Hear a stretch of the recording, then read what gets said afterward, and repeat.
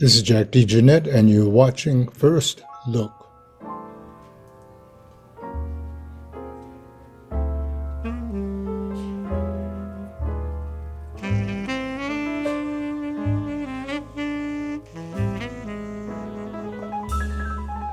Forces of Nature, live at Slugs, is a never before released album that captures a 1966 performance by a supergroup featuring Joe Henderson, McCoy Tyner, the legendary bassist Henry Grimes, and the 24-year-old Jack DeJohnette, an artist who, over the course of many decades, has indelibly advanced the face of modern drumming. It was just released by Blue Note Records after sitting safely on the shelves of Mr. DeJohnette's personal tape archive for almost 60 years.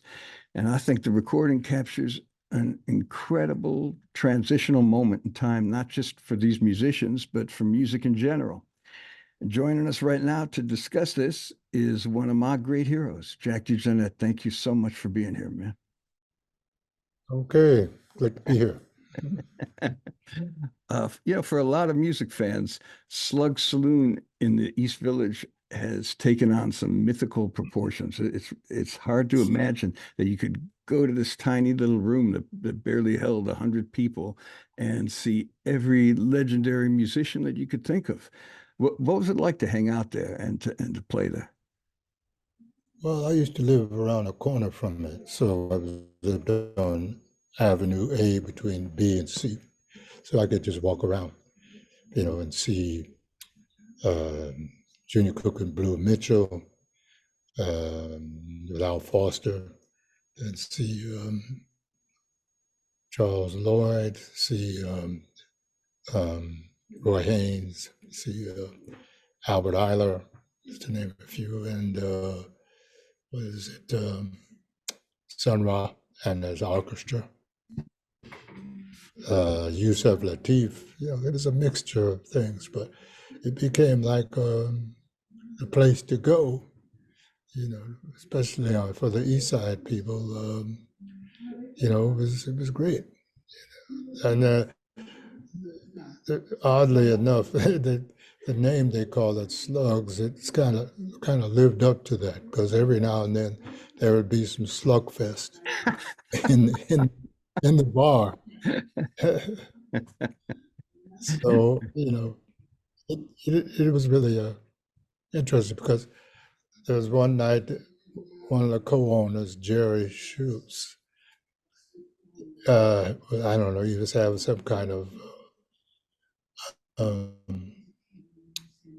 shall we say, dispute with one of the customers. And then the next thing I knew, Jerry was jumping over the bar with a beer mug, hitting this guy in his head.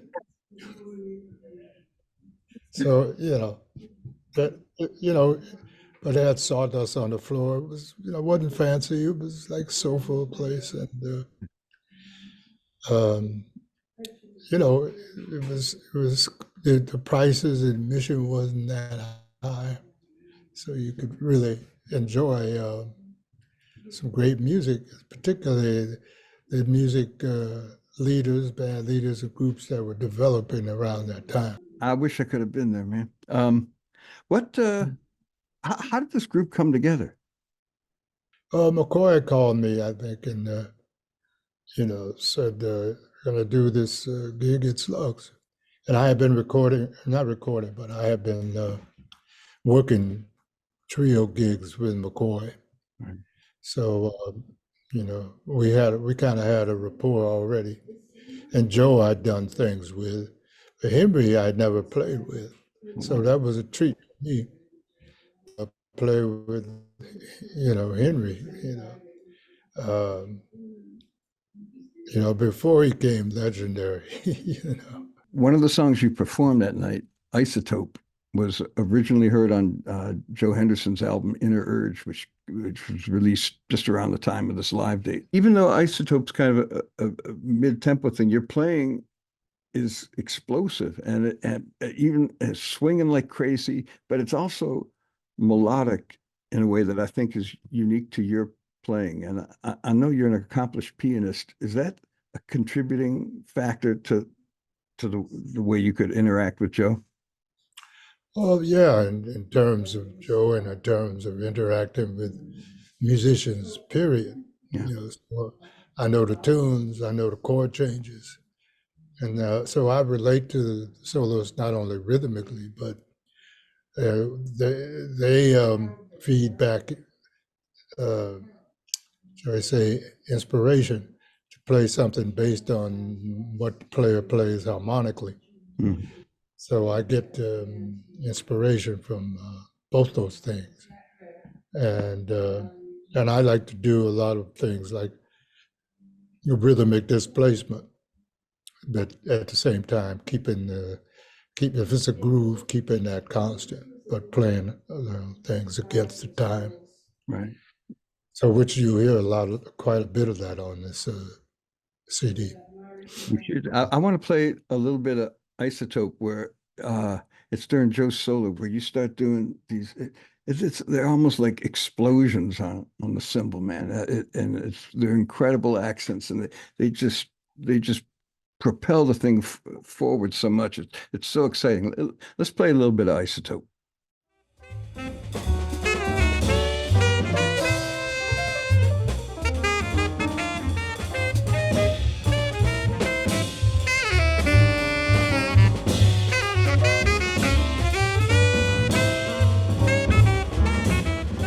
All right, that's a track called Isotope from the new release Forces of Nature, live at Slugs, featuring Joe Henderson, McCoy Tyner, Henry Grimes, and the mighty Jack DeJohnette. I could talk to you for hours about this. I got so many questions, but the biggest question that I've always meant to ask you is, why did you hang on to these recordings for so long? Well, I mean, mostly because I made recordings so I could do R&D on listening to them, listening to the group, listening to what I was developing, and you could hear how it was developing or wasn't developing. So I make these tapes for those purposes, and just because I knew I was playing with some great musicians, so it's just nice to have that. But over a 40, 50-year period, you know, they build up, and they weren't necessarily as organized as they should be. But we had some interest in the archives, and my wife and our assistant Joan Clancy uh, and um, Craig Santiago, who's a musician, artist, and very, very, shall we say, precise about order, clearing things up. So he helped do that because I'm so disorganized. I never could have put this together. So yeah. Well, look, man, I'm thrilled that you went through and organized it, and I think uh, uh, this is just an incredible record, and I thank you for sharing it with everybody. The team at Yeah. Blue Note, we're really proud to be involved with this record, and really grateful for you being here today to talk about it. Thank you so much, man. See you next time on First Look, All right. and then we're out. If you enjoyed First Look and would like to see more, please hit the subscribe button and also click the bell icon. That way, you'll be notified when we post our next video.